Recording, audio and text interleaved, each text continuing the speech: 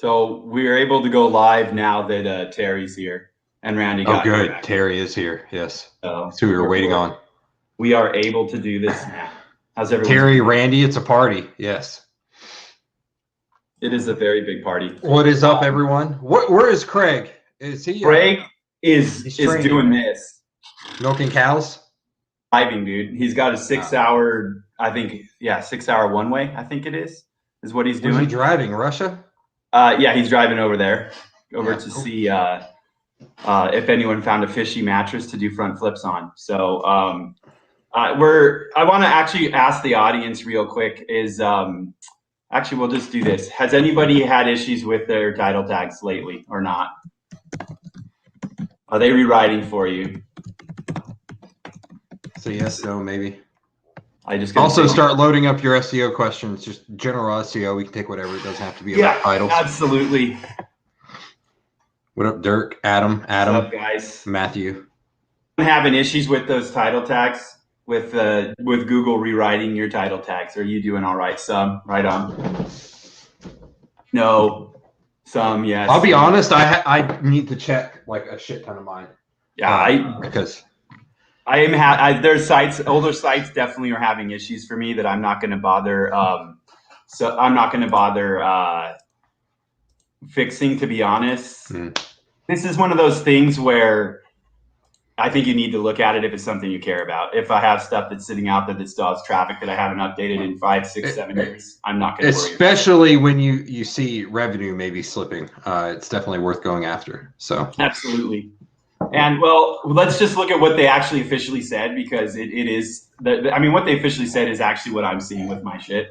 So they're talking about essentially very long title tags, stuffed title tags. And I want to make out a point that there's a difference between stuffed title tags and then like a broad match category title tag that covers multiple topics. Okay. So like if you're on a page that is about like, apples in general, and it's the category page for like red apples, blue apples, and green apples, then you might be able to get away with a title tag that will match, that actually touches all of that. And it's happening for us in a lot of places. If there's boilerplate, like repetitive spam type titles, then those are issues for people. And then essentially with titles, I think that this is not the right page, but what I'll do is I'll just mention it really quickly. What they're doing is that they are using the on page and the off page. It's not just the on page shit that's rewriting and building the context for it. It's your off page. So in a lot of campaigns where we are kind of doing some additional things in our titles, if we're handling it off page, it's working out. So I kind of wanted to just look at, we're going to hand out like a little tool today that you can use to check your titles and just make sure, check your competition. But we'll look at it like really quickly, and then we'll get into questions and shit. So we'll just look still at have you in this search console. I still mine, baby. Still do it. Still working it. You a long time ago. Yeah. So we'll look at the query, and then it's a bookmarklet, and I'll drop the code in there for you guys. You guys can use it. But essentially, what we're looking for is this bookmark. The little code will tell you if it's rewritten or not. And so there's the Just Lux page. It's not rewritten. If we get into a rewritten one, so we've got one that's not blocked that's rewritten, I can already see what's kind of going on here, because I have a feeling that they're not really talking about like the 5-star stuff here. If you look at what they rewrote to, it does match the first part of the title. And I'm going to bet that's a nice, that's a web page I would design probably. So they are stuffing both sets. Let me see how they're linking here. Yeah, look at, so that's, they're choosing the optimization here. Essentially, they are trying to stuff both sets with the guide. And I wonder, luxury hotels, Venice.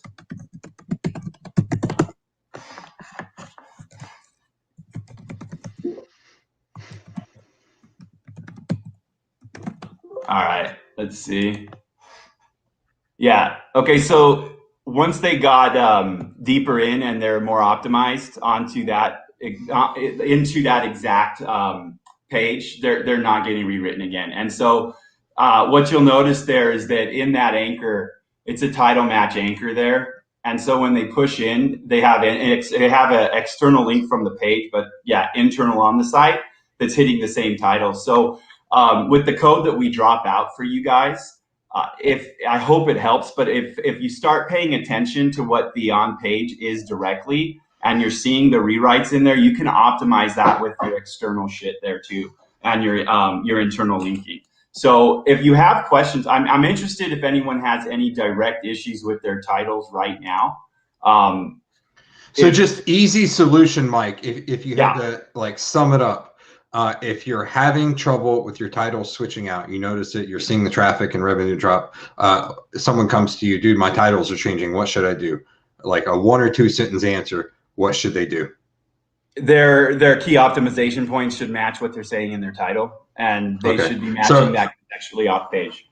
They're getting off topic with their title, therefore Google kind of under optimizes it or reorganizes it to match what's on the page then, correct? Exactly. In a generic, here's what they're doing. They're trying to match what the page is about. And we're in a space right now where there's no more exact match. I totally agree, CBD. There's not really any more exact match query or phrase match query anymore. We're more of like in a broad match world. I mean, or the transformer match, whatever the hell you want to call it. But pages are being delivered like you're buying broad match PPC traffic from AdWords, right? And that's kind of what's going on. And as we, this coming up here when we get together, we're going to get into how to exploit the benefits of what Google is doing. And I think CBD Cake said this perfectly. Some of my dyslexic titles have been greatly improved. If you pay attention, I'm not saying Google does this right all the time, but if you pay attention to what they're rewriting for your description and your title, and you gather that data and you hold on to that data, you might have some keys onto how to optimize your page a little bit better to hit the queries that they're trying to push you for. So if it makes sense, you're saying you should kind of more closely change it to what Google is trying to change it to? Just makes sense if you're looking at it and it makes sense. Yes. So coming back into this, you know where that would have come in handy, Mike? Yeah, was when we were running Serpex and everyone was complaining about the titles being all jumbled for a specific reason. But yeah, everyone complained about that. I'm sure it killed CTR on those. This would have made it a lot easier for us. We're like, Google will take care of it. I think Google's they've built a really cool opportunity for us actually, because they have now made mass sites and auto-generated content a very good research tool, a very good way to determine what to do in your business, right? And so like it's gonna be fun to go over this in people's campaigns, to be honest, because it's gonna be a freaking fun ride for the next few years while they do this. So if we go back, actually, on that note, we were talking about letting Google tell us what to do. Based on what you're doing in your internal campaign, when I look at this and I see top 10 luxury hotels, Los Angeles, and then another part of that tag is 5-star best luxury hotel, Los Angeles, I see 2 pages, and I think that that's what people need to take away from this here, is that yes, there's a tie-in there. They're generically related, and looking at the exact match like mindset, then potentially you can hit those 2 keywords. But if we look at luxury hotels being a general category and then 5-star luxury hotels as something different, which they are, they're the top. You would consider that maybe a supporting term for the top side? Exactly. Yeah. Exactly. And now there's some reasons they're doing this stuff this way, and I know they don't give a shit about this title. I'm just using it as an example, okay? If you look at, like, I kind of know them from competition and I kind of know how they work. They're doing some like link wheeling, and they're doing some things the way they like to do it.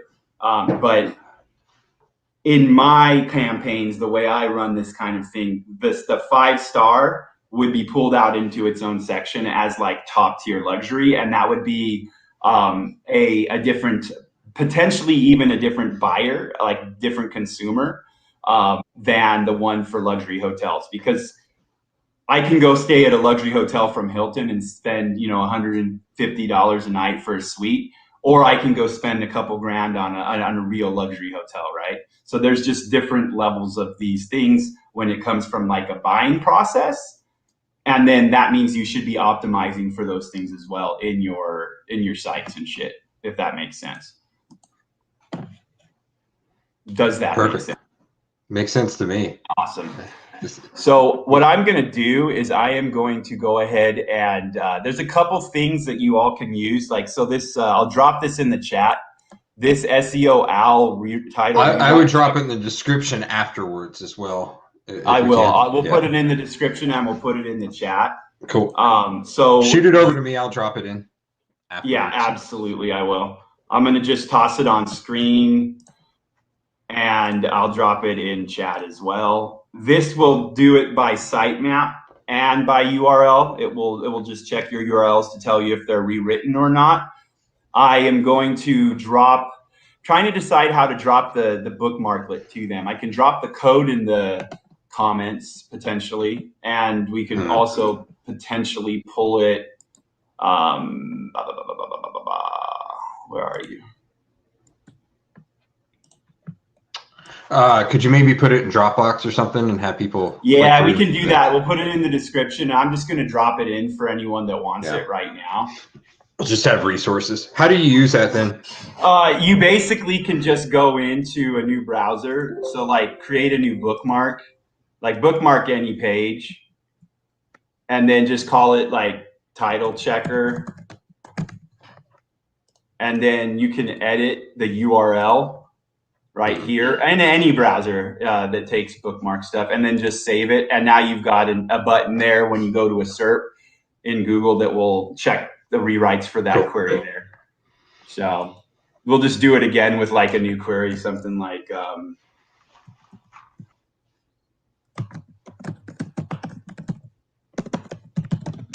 wonder if there's any way you could parlay this into getting more clients for anyone that's interested in getting more clients. Oh, absolutely, dude. Like there's no question. Like coming into a SERP right here, and I can tell it right here, like if you come in and look at everything, you can go in and say, okay, yeah, I would use this one actually. The sitemap here, if you load a sitemap and you check titles through here, you can actually deliver like a report via email or some sort of, even if you do a form capture, like back when they first started getting really picky about, security versus not security in Canonical, it's one of the kind of lead gen processes that we use to go ahead and grab, attention was to say, hey, your redirection is all jacked up and it's costing you traffic. Right here with something like this, where we're taking, I don't know, like, let's see how bad this redirect. I want to see what they do with this redirect, dude. Do you see a fire hydrant? Refresh the page and they won't load it on you, so you can actually bot it if you want to automate it. It can be automated. You can put, I always integrate 2 captions. We'll let it go. But so essentially, it's an easy way to load up that sitemap, to pull that, export it, and then you have a deliverable that you can offer to someone for free, like as a contact if you're selling right now, something to let your salespeople use, something to, if you're a one-man show, it's something to, spark conversation or break conversation up, So what's interesting is that there was an interesting comment by Mueller recently about, I think I'll probably be able to find it. Do you listen to these live or just check the clip notes? I listen to a certain podcast. I don't even know the freaking name. It's in my feed reader somewhere. Where is it? I bet you it's in here somewhere. Mueller, there we go. All right, so this one is about like the page layout algorithms, but what's really interesting in his quote is right here. It also kind of depends what you rank and what the page is trying to rank for.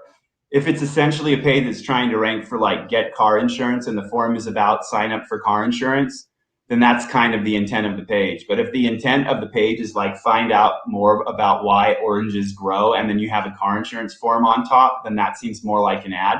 And so his answer to like do lead gen forms above the content, above the fold hurt me, was, I don't really know, but probably not, but here's what could happen. And if we see them rewriting titles based on their understanding of a page, and Mueller saying things like, hey, our page layout algorithm, you know, might not rank you if you're doing this with one form, and we understand that form, and then your content's about something else, and we know it's off topic, we might decide that you're trying to be a dickhead and you're spamming or something, right?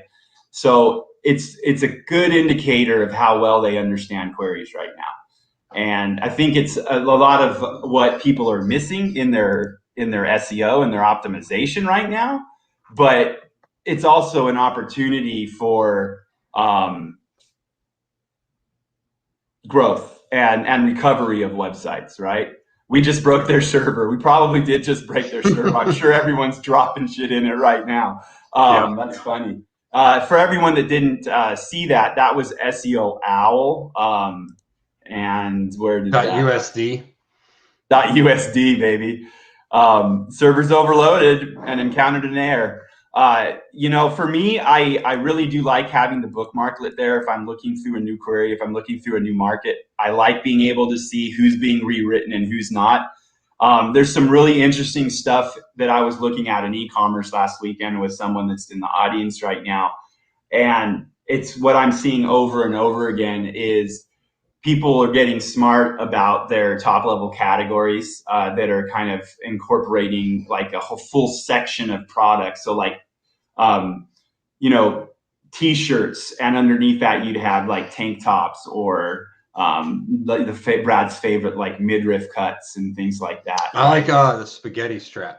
Yeah, the spaghetti straps. And then what they'd have tube is tops they're not in style right now, are they? Tube tops? I don't know, man. But you know what's in style is like sustainable clothing and green clothing and shit. So if that's like biodegradable.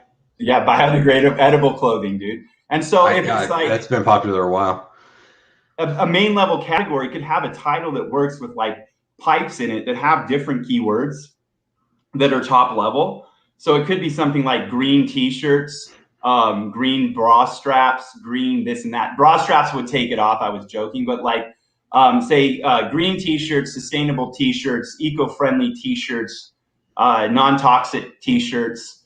That could be a single title that actually matches. They will match a title like that if the page makes sense. So when you start to understand SEO from a context standpoint rather than a topical standpoint, like everyone's doing right now, and the mistakes they're making are using tools that are NLP based tools without thinking about deeper pieces of what, you know, NLP is and how context is inside of that and makes sense to Google, because Google builds profiles, right? They build an understanding of a user and their device, and they build an understanding of a website. So if you are matching profiles, even though that it might be multiple topics, because I guess from an exact match standpoint, usable or sustainable and green are different, right?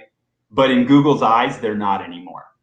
In the past, when I would do a long, you know, if we were to do some long tail spam or some splogging or mass page, I think is what most people call it, right? We might go after like a category for green, a category for sustainable, a category for non-toxic and all of that. Google can understand this shit based on your market. So in today's like environment, you might want to go after all of those as a single category rather than separate it into their own categories and make them subcategories and come from that level. And that has a lot to do with why they're rewriting this stuff. And if you understand how to build your internal structures and build your content properly and optimize it properly, then you're not going to have issues with them rewriting your titles. Like you can turn it on and off. I mean, there is a time to let them do it, in my opinion, but it's not. Have you ever seen, I've never looked and I haven't heard anyone talk about it. Will they, if you've got multiple subjects on the same page, will they rewrite the same title based on the query? Have you seen that? The query is usually not happening from what I'm seeing in the data I'm looking at. It's usually page-based. But let's take a look at something then. I don't know. I haven't looked at this page at all, so we'll see. Yeah, if you've got like a page that has, like, I have multiple queries here or whatever. So top 5 types of tea, and you've got green tea, black tea. Would you think they would rewrite it and have green tea in one search query for the same page, black tea Let's in go with another? that shit. Big sweets in Los Angeles, dude. So there's only one kind of sweet I like in Los Angeles. We were just talking about this yesterday on that presentation, dude. Is like the discovery that you can do with like your content is freaking amazing. I'm really excited to see what people come up with in Greensboro this year, dude. Like what additional revenue they end up finding, because it's going to be interesting when people start looking at shit the right way. Another solid place to find new search queries is auditing the calls. We found some hidden gems for substance abuse going through various calls and stuff. So yeah, it's definitely, at least where I'm seeing it's that. So here we are again, the same page. I'm not getting rewritten for big suites in Los Angeles. And this is a good point on why match words are so freaking important, and why stop thinking exact match, stop thinking phrase match, and start thinking broad match, okay? It's a broad match thing. And Ted said something on one of the, and I'm looking forward to Ted coming in and talking at this thing, dude, because he said something that I think people really kind of miss on, is that once you have, he mentioned getting ranked for a single query and then going, and then going broad match. And that's kind of one of the tactics that we use with our mass page and our auto-generated content is you can go after something here, right? See how we've gone after most expensive luxury hotel suites in Los Angeles, right? But now we're going to start getting all the broad match stuff, which is suites, big suites in Los Angeles. Let's see what else is. There's expensive, okay, hotel penthouses in Los Angeles. So it'll be a good test because I don't know. I haven't seen it.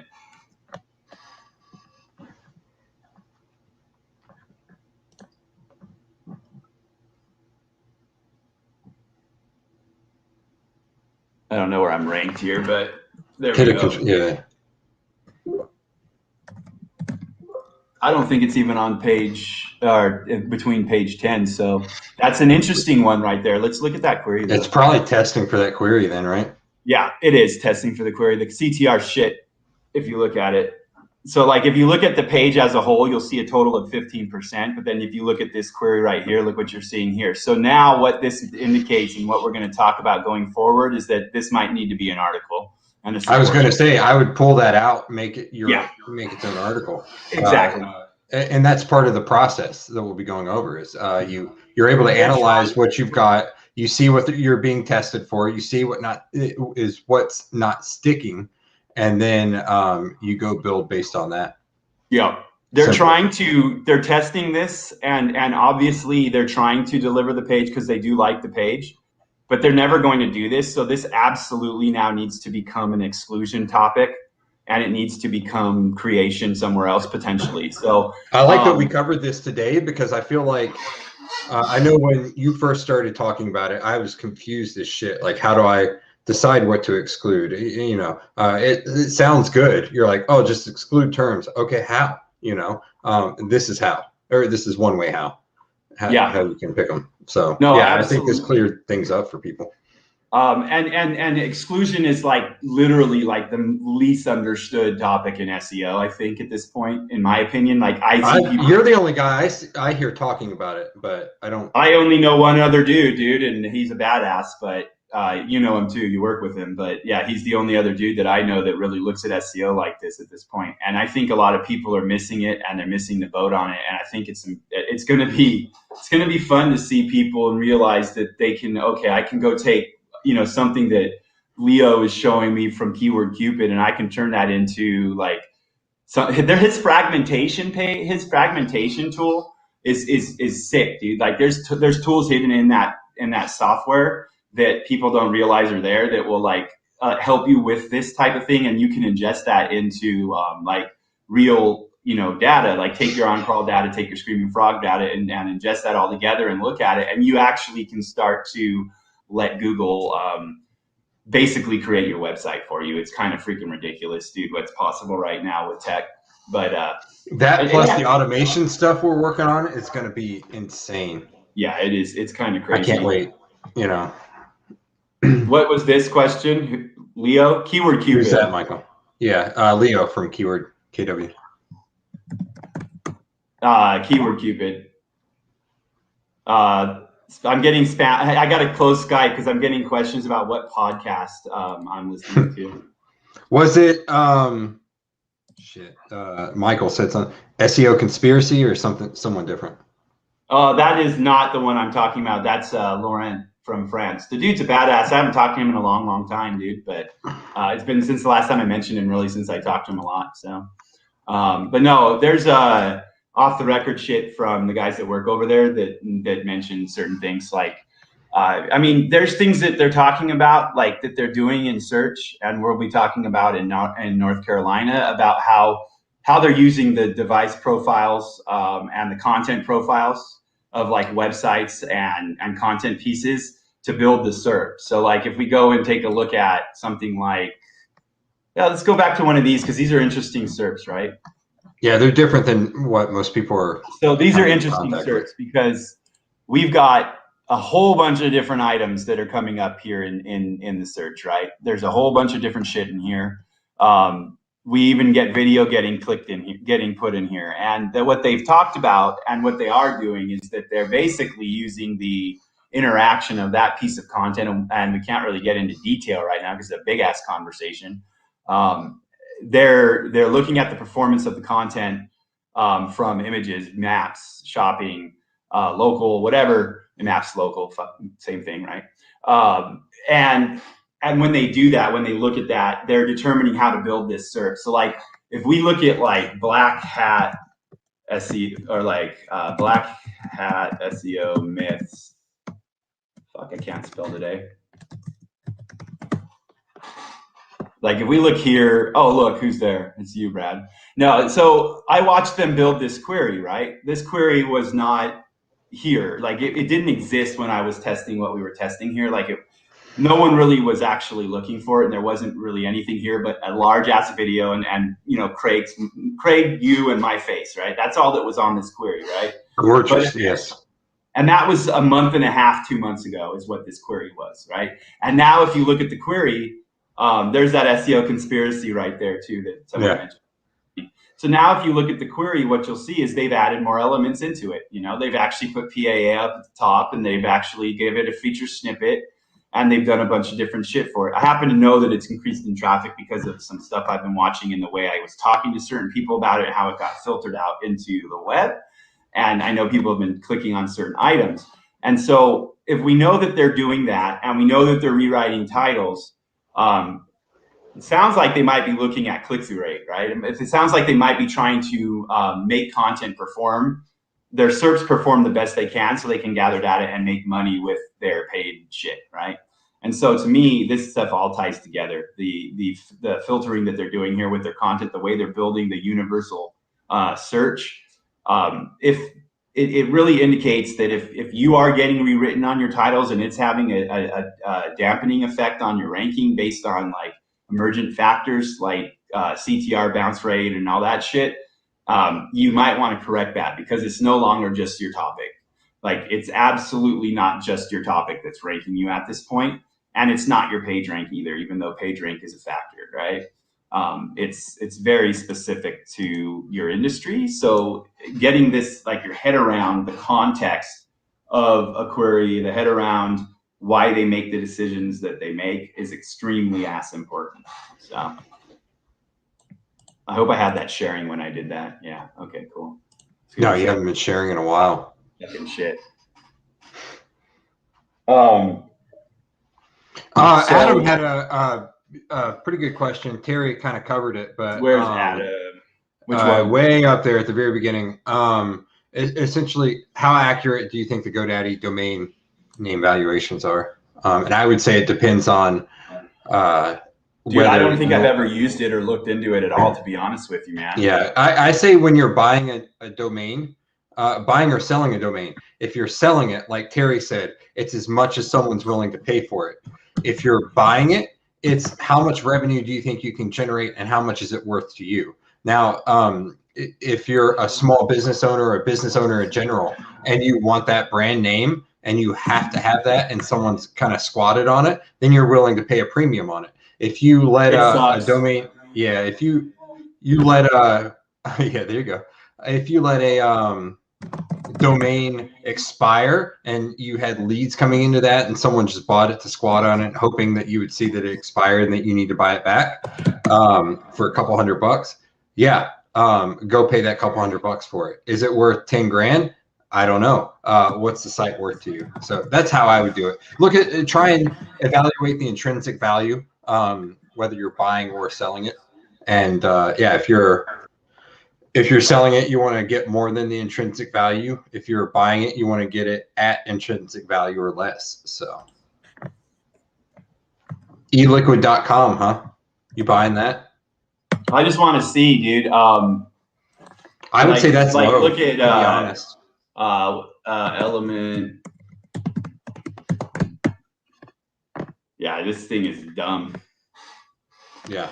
So I would say, think from the way I value a domain, I'm going to tell you right now, like it absolutely doesn't understand the business behind it, and it doesn't understand the profile behind it. From what I just saw on a few domains, I would say it's way off. Yeah. Super low. Yeah. So I don't know if you're looking to sell some, Adam, but yeah, I would. I think using it as a indicator, like this is a good differentiator right here, right? Survival is not a kit.com is worth $203 because there's actually not really a website there and it's not shit going on, right? And then if we look at eLiquid, there's 25,000, and then if we look at like there's 3,000, and I happen to know like some of the numbers on some of these sites. 3,000 for just Lux, I would take that all day. I would take it too. That's why they hacked it and stole it at one point. Pretty funny. Could have probably just bought it for $3K, a lot easier. Right, no doubt, dude, no doubt. I actually did a test with the GoDaddy valuation crap, or the bidding, the guy that the people that do they try to get the domain for you and shit. They do the auction for you or whatever, dude. Like the representative, dude. And that was like a waste of my time, dude. It was kind of fun though. Yeah. Let me see. All right, thank you, Terry. I mean, if you guys have any questions on the title stuff, let me know. I had like they did a factor check on Search Engine Journal that I thought was interesting that I wanted to run through, dude. If we're doing that, or do you have anything you want to run through right now, Brad, or no? No, I'm just excited about the announcement for NFG Live, but yeah, I mean, we doing that when, bro? Whenever. You can do it now while I get this ready, dude. Yeah. Anyone want to hear it? The big announcement? Post yes, no, maybe. I don't care. I know Adam's gonna like it. I haven't seen any comments come through of you, Mike. Yeah, we don't go on if there's no comments, dude. Yeah. That's just the way it works for us. We'll just sit here, and you know what we'll do is I'll do this. Like, all right, there we go, Adam. All right, there we go. Thank you, Adam. All right, so people care. People care. I just lined it up. We found probably the best videographer in the area. I told him I wanted it to be like Tony Robbins Live, but we are now going to offer a live stream, first ever that we've done for NFG. Might be the last time we do it. So the only reason we're doing it is because a bunch of people either can't or don't want to travel because of COVID, or they're overseas and they absolutely can't get into the country. It's the only reason we're doing it. Usually it's, not recorded, not televised at all. But I told Mike if I could find someone that I would trust to record it, do all the editing, have the tech behind it to be able to do the live stream, then I would do it. So anyone that is interested in that, go to nfg2021.com. You could see the live stream option. You check that after you click the initial button, and go ahead and join us for it's going to be as close as possible to being there live, because I didn't want just someone half asleep in the back with an iPhone or something trying to record it. So we hired a full crew. We're going to have 3 cameramen, sound technicians, all that kind of crap there, and someone manning the home base at the same time. It's I actually talked to him this morning, and it's going to be really exciting. So it's kind of a first for us. Never have streamed an event before, so but like for those of you that are in Australia that have been poking and whining at us, dude. Australia, Glasgow, just anywhere in the UK. I know Nick he said literally he's gutted because he can't make it. He was going to try and do a 2-week stint through Canada, stay up in like Toronto for 2 weeks and come down. But he said, and if you've never done our events, we don't. So here's the thing: we're always hands-on. We're always wanting you to work on your shit with us, and we want you to grow. So if you're not coming live and you're doing the live stream, we are going to be doing follow-up shit afterwards to make sure that you get the same value out of one of our events that you would if you were there live. Meaning like hands-on stuff with the people that have been hands-on with those that were there in person. So we do recommend you bring, you don't have to, but we do recommend you bring a project that you work on, or at least be looking at some stuff that you do while you're doing all of this with us. So yeah, have something in mind. And if you don't have anything in mind, then we can help you in one of our favorite niches. So just after you sign up, just ping me. Yeah. Say, I'd like to make money in one of your niches, and we can show you how. We can actually do a lot of the legwork for you. And you come do some call gen with us, and we'll put you in with us, and we'll run a campaign together. So yeah, we'll get you. We'll throw you in the deep end of PPL and see how well you swim. It's fun. I have a feeling. Yeah, it's rad. That's how I actually learn. So, so Google News, how conservative would you be in including betting and gambling news pages within Google News? I would be topical personally. I would be like in my market. I'm not going to include my Google. I do my process very particularly. If I'm link building, I might be off topic. If I am on site, I make sure that it's tied in, right? If I have a website about addiction, then I would be talking about betting and gambling and linking over from there. Betting, gambling, and porn, right? They're the three main ones. Those are mine. Yeah. And then you put in heroin and you got my profile. Yeah, exactly. Right. Yeah, that's Google knows. And so follow up, Dirk, if there's more to this that you're asking, I don't understand it properly, let me know. But Josh had a question. Yeah, if you get the live stream, we're gonna include the replays as well if you want. So yeah. No, and like I said, like we expect to be talking to you afterwards too. We don't do a panel type thing where there's a bunch of people talking about random crap. We do strategy. We do how to make money with SEO and digital marketing. So our focus this year is the current state of SEO, basically where people are going wrong with their optimization and why they're losing so much traffic, or whether they see it or not. And it's kind of interesting, like they're doing something with what they call core web vitals right now that actually directly impacts your bottom line, that a lot of people have happening to them that they don't even know is happening because the site looks healthy. Whether it says your page experience and core web vitals are bad or not, I don't give a shit. There are some things that it indicates that I'm seeing in campaigns in restricted markets. And now since August, it's rolled out into some of the like easier markets.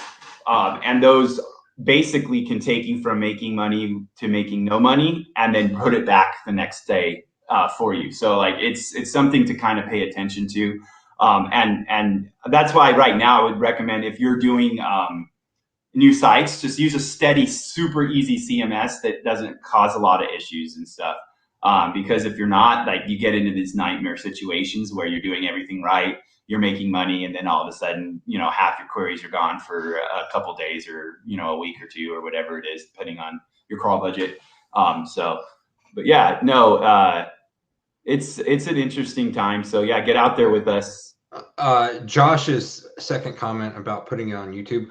Honestly, if someone's trying to watch the event on YouTube afterwards, they haven't paid for it, they obviously don't care enough. I would not be too concerned with that, because they're not going to put the time and effort in to actually applying the information. And that's the key, is applying what you learn at these events. And that's why we set the events up the way we do, so you can go through it step by step, and then you can apply. Remember, NFGs. They're also not going to have people like Leo creating their content briefs for them either, dude. Like, they don't understand. Like, they can try to emulate if they want to, but to me, like the reason why I've made way more money because of who I know and who I associate with than because like if I did this myself, I would still be doing SEO for other people, sitting there alone and making a decent paying for my turkey meat, but I wouldn't be in the situation or the position I am without the people around me. And that's kind of the benefit to me. The biggest benefit is the relationships. And even though because of how we do things, even though people aren't going to be there live, like the people from Australia, from the UK, all those people that always come that aren't going to be there, we still have to support all these people. So if you're not coming live, you're going to sit in there with those same people after the event online, and you're going to make those connections too. So. The Skype group, I mean, how much money has been made in the Skype groups after the event, so more. You just post it on YouTube, you're not going to get access to that. So. Yeah, so go ahead, post. I mean, I'll take it down. We'll take it down if it's on there. We're not going to let them keep it up, but I'm not worried about it. Yeah, exactly. Going back to Dirk, man, mainly on how risky would you go before practically Google kicking you out of news as they don't want gambling porn content. I wouldn't. I mean, if I'm taking time and I have sites that I put time into and that I care about, I wouldn't push boundaries on that tier. On a second or third tier of my network, then I might. And that's kind of where the differentiators come in of how you break apart your websites in like the infinite strategy that we have. And, a tier one website might be just a single category or just a lead gen single page, or it might be a big publisher site. And then a tier 2 or 3 website might be the same thing, but you're a little more risky with those, right? So break it up into buckets of risk.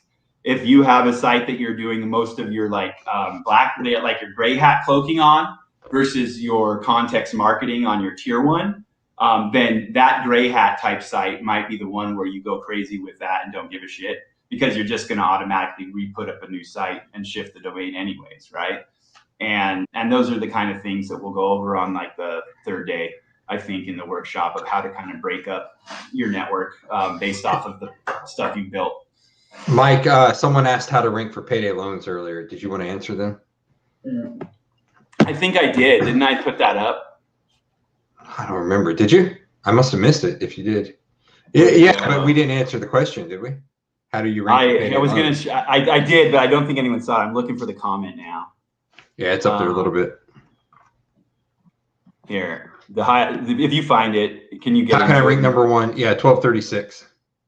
My time. So 36. There we go.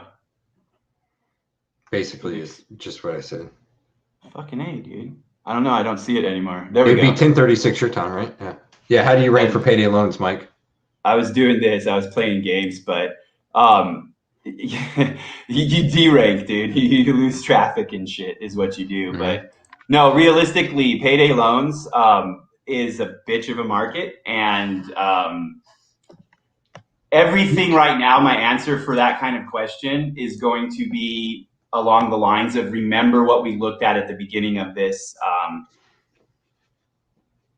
stream, and how we're not going after just a single keyword. We're going after. You've got to dig into the market to get that traffic. If you're not dealing, number one way to actually rank for the term Payday Loans is you go out, you get a client that has a badass site that has, 1 million unique visitors a month or whatever, through commercials, radio commercials, TV commercials, slogans, brick and mortar locations, a shit ton of GMBs. You get a client like that, and then you do these small tweaks and you get them up there. Closing a client like that's not as easy. If you're doing it on your own just for lead gen, you've got to look for certain angles. Mike and I had a close friend that found a certain angle in Payday, and he ended up selling his site for 250 grand after a few years of cash flow coming in. And that happens because like you're not doing a single site. I'm telling you right now, you're marketing a network, and he knew the industry too. So basically, like we can take a look at like Speedy Cash or something, because I'm not associated. I've never been associated with Speedy Cash or whatever. Let me see something. I want to make a point. Also, if you're trying to just sell calls, one, the networks suck for Payday. So if you're wanting to get into PPL for Payday, it's a tough road. The volume is insane, but you're getting paid maybe $6, $7 per call. But the volume's there. So you can end up making 20, 30, 40, 50, 60,000 a month. The best way to go about that is figure out the best way to get a shit ton of GMB locations. And then once you get some, keep building, because those are going to get taken out and you're just going to have to churn and burn GMBs. If I were getting into that market and I didn't know the angles, I would be going for that. Some of the angles are, payday loan, bad credit, no bank account, stuff like that. You want to drive those kind of calls and get those kind of clients. So, and the profile is super important to think about. Okay, so like when we're talking about the profile, we mean like the website is being built in Google's eyes as a profile. Okay, every device and every user that hits the website, Google's tracking everything that they do on the web. This directly impacts, and what people have to understand is that SEO is no longer just SEO. SEO is part of the traffic funnel, and where traffic is coming from, where traffic is going to, affects how you can build your links. It affects how you can do your content, and affects everything that you're doing. And so when you start to understand that, you actually can now start to take advantage of what other people are doing in the market. And so if you go in and you start emulating with a network what's going on in a market, and you look at it from a broad match kind of standpoint, then you can find opportunity, and you can do it like much quicker. There is opportunity, especially with blended search, like we discussed, how they're building the search result based on the content that's being clicked on, the content that's being shared, the content that's being used in the metrics there. That's how they build the search result. And now if you start to understand that this is like now media buying, you're now like buying pay-per-click almost from Google, buying media from Google. If you have a video, like you're going to buy media traffic from Google, then you start to understand, okay, if I know that they're building the SERP based on these kind of things, well, now I can make a piece of content that competes with this video that's already there. And maybe if I can outperform that video with that, now I can get into a query that I wouldn't be able to get into right away with just doing, a piece of content on a website, on a domain that I purchased, right? So it's a strategy, basically. Yeah. And Jordan brought up title loans. The only problem with title loans is it is far more restricted based on the state. So you can go into far fewer states with title loans. So that if you're going, just the shotgun method, sorry, someone called. If you're going just the shotgun method, then what's going to happen is you greatly reduce the amount of locations that you can go after. Title loans are good. They do convert well. It's easy to get easier than, payday loan, to get a title loan. Cause if you have a car, if you have the title, you can get a loan against it. And then, there's very little risk to the lender, because if you don't pay, then they get your car, then they sell it. But yeah, the amount of states that allow title loans are vastly restricted comparatively. So, Payday took a hit. Jason ended up at the place we were working with when they cut out New York entirely. So you can't get a payday loan in New York. I think there's like 5 or 6 states that you absolutely can't do payday loans in. It's been a little while, but yeah. So I actually looked at setting up a title loan business at some point, but I can't do it in my state. I think I'd have to go to Tennessee, maybe South Carolina. I don't feel like moving. So if I'm moving, it's Puerto Rico. Puerto Rico. Can you rank for This Site Can't Be Reached, Mike? This site can't be reached? That would be interesting. Yeah. That's my favorite type of site, dude. Yeah, server down. Shit. That's my favorite one, dude. Server down, dude. I had an issue. Oh, Glenn Art missed the announcement, Glenn. What the heck? Oh yeah, he saw it. All right, there we go. Okay, good. Yeah, live stream. Anyone that didn't see it, you can check out the live stream at NFG. We hired a professional camera crew, not some dudes standing back there with a tripod or anything. And it's going to be professional editing, professional shooting, professional. Like I met with this dude in person, and he drew out the room and shit. You know, the dude's taking it serious, and he's got plenty of experience across multiple verticals. So actually, I found out, Mike, he is doing an event the same exact day. So the main guy, he's going to be at home base running these two events at the same time. Not our event, but yeah, someone else is running. Event? No, it's some kind of event similar to what we're doing, except different niche in Miami at the same time. It's hilarious. So he's sending a crew down there. So anyone that is coming and anyone that's not coming, what I really want you all to start doing is start looking at broad match, looking at SEO, looking at content, and like NLP only tools like Surfer as your like first phase of optimization. And the one thing to take away from just like talking to us this year, honestly, is that if you're only going out there and building your shit based off of something like Surfer and you're going and then running away and not coming back, whether you know it or not, you're leaving traffic on the table. And you, not that Surfer's a bad tool, because we have it integrated into some of the stuff that we're going to be using. You just got to use it correctly. Event. Yeah, I mean, it's a phase one type of thing. And if you're only optimizing one time, you're not optimizing. You're an inbound marketer or a content marketer at best if you're just throwing up content and leaving it there. Yeah. What you want to be is a conversion focused SEO. One thing that you said the other day, Mike, is we were talking, and I agree because I've always loved it too. Using GSC as one of your primary tools, especially for optimization, and just like you showed everyone earlier, GSC can be your friend. It's so basic, so easy to use. It's like so simple that a lot of people kind of overlook it. Don't go back to GSC. What am I popping for? What am I being tested for? What can I pull out?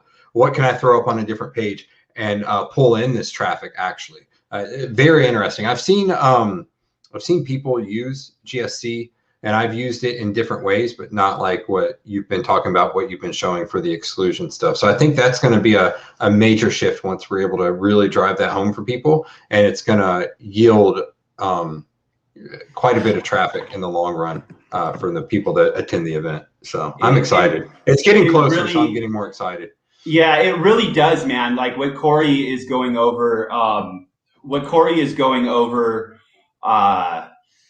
with paid traffic and what we're seeing in campaigns, how you literally can tank your own SEO if you're not careful with how you buy media, how you buy traffic, and how you do things. Like people really don't understand how integrated all this shit is at this point. Like you cannot separate it, right? It's like it's completely. I'm looking to see if I can share something right now. Well, even from the perspective of digging up keywords that you wouldn't have thought of otherwise is amazing. Right. With the payday loan, the payday loan campaign that we ran a few years ago, when we started a few years ago, the very first thing we did was dig through that data. We had Jason send us over all the reporting he could. We picked out like these long tail ass terms that like said they got 10 searches a month, but we blew it out and got a crap ton of leads for them. That plus some other stuff that we did keyword base wise, but yeah, works exceptionally well.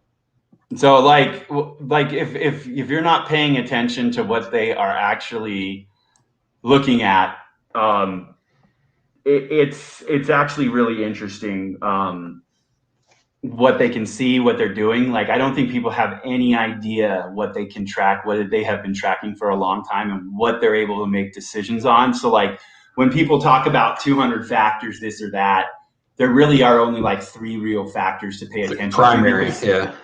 Only like there's thousands of factors they can rank you off of based on any individual page, and it's different in every freaking market. And this is what's interesting. I'm looking and I'm kind of profiling device tracking with how they're doing it, and like some of the stuff they're doing with eye tracking and the TVs and different types of devices, and it is amazing what they're able to do in individual rooms, in individual locations based on data in an individual account, right?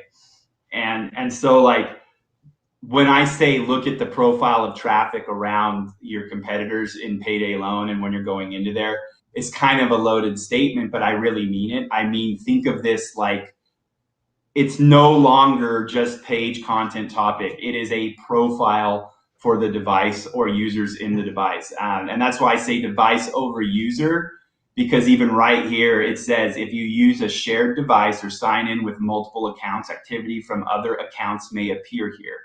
They will put I logged into YouTube, or I got on YouTube without logging in earlier. And I think it was Epic browser. So it's supposed to be completely private. Yeah. Some shit that my kids watch on a guest account downstairs was coming up and stuff. I was like, you know, so they can tell even in a private browser, all that stuff. They're profiling essentially your IP, wouldn't you say? Oh, dude, no, Josh, don't worry about it, bro. Let's just make that. We haven't talked about it, but I'm not going to give someone live like recordings if they're going live or going streaming, and if they're going live, I'm going to give it to them too. We'll take care of you, Josh. Yeah, don't worry. Yeah, of course. If you ask for them, dude, you got them, bro. Don't pay for them unless you want to. Yeah, you can. Just send it to my PayPal, not the business. Yeah, exactly. Brad doesn't need that money. I need the turkey meat more. I don't. I'm not. You're sure taller. You eat more. I'm not sure what the SEO avalanche theory is, but let's look it up. Let's see. We got 5 minutes. Oh, we're already there, huh? That's what she said. Traffic tiers. If it's traffic based and it's traffic tiers, and if it has to do with link building, then I'm a big buyer into it and I use it in my campaigns. I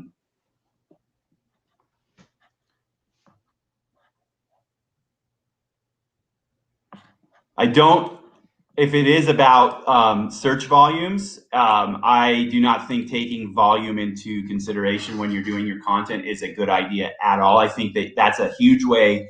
It's actually one of the biggest ways I see people shooting themselves in the foot is worrying about search volume. That's what people don't understand about what's going on in search right now. If you are worried about search volume on a query when you're doing your research, you are not doing SEO properly. I will tell you that right now. You're screwing up your SEO campaign, then you're shooting yourself in the foot from day one. And it's gonna snowball when you get into like NLP tools like Surfer. It's just gonna get worse, dude. And especially, I mean, look at the term that I mentioned for Payday earlier. Payday loan, bad credit, no bank account. Like how much search volume does that term have? But we pulled in, I don't know how many leads off of that, just that term alone. So. Yeah, the difference is taking a site from 1 million or 2 million a week to like 9 million a week. That is when and you start thinking broad match and you start thinking outside of the exact match mindset and the keyword volume mindset, because guess what, guys? A fraction of the shit available is available in the data you can see. Like if you are doing it based on keyword volume and you're using keyword tools like SEMrush only and things like that, and you're just going in and doing a keyword and then getting that list and using that, you're missing huge. Well, there's no way to ever have the data, and Google doesn't even have the data because no, they don't. I mean, if people aren't bidding on that, it's going to be very difficult for them to Console doesn't have the data. Like they're very happy because of a change they made like last week that gave them more data to give us. Not necessarily that they don't have it. I'm saying that they don't. Oh, they have it. Yeah. To us. They have all the data. They have contracts with the government for voice. They have more data than you can even imagine. And they use that. I would imagine they use that data and they have stipulations and contracts where they can use certain portions of that because they're smart enough to detect what's important and what's not from a security standpoint and not. So speaking of data, I did see that. Did you see how much Apple got paid? How much Google paid Apple to remain their primary search engine for iOS? Yeah, dude, it was 9 billion. No, 15. Was it 15? Okay, yeah. Essentially from 10 to 15. The article I was reading was kind of bashing Apple because they're all about not collecting data and all that stuff. And then they accept $15 billion in order to put Google as their primary search engine, and they're collecting the data. So data is being collected. So they kind of can't stand on that soapbox anymore, is what the person was arguing. I say take the 15 billion, but you know, it is what it is. Tim Cook does what Tim Cook wants. Right. No shit. Right here is a good point. That's one of the things that's going to be fun because there are ways to gather this data and to capture keywords that you can't get out of Google Analytics or Console, you know, that they encrypt in Analytics, and like understanding what's coming into your profile and your website really should dictate what you're doing with your content and how you exclude keywords, how you exclude different topics and things. And so just kind of try to start breaking the zero volume mindset or the keyword volume mindset. That's how you break it. That's how you do it. You do it with sticks. With sticks. Yeah. Awesome. Start breaking that mindset for yourself and start thinking of it like a broad match where you might have a zero volume keyword that is a key supporter of main keywords in your profile, or like a cluster, or whatever the hell you want to call it. And if you just exclude them because they don't have X amount of volume, or their keyword difficulty is too high, or this and that, you're screwing up, man. Like really, really bad, you're screwing up. And you're making opportunity for people to know what they're doing. And that's how we're getting, you know, front side profits and ownership of businesses, is because we understand the broad match theory versus the exact match theory. That's when you get into geometric growth. Michael had one question. I'll answer it for you. You know, what other news sources do you use besides Search Engine Journal? I use Mike, to be honest. He's my filter. He filters through everything. If I don't want to listen to Mike, maybe I listen to Ted or Clint, people that are smarter than me. I let them filter through, and then I do my own testing. So you have any sources you like, Mike, specifically, or does it really matter? It's kind of like what everyone is talking about, where I don't look at a specific news channel.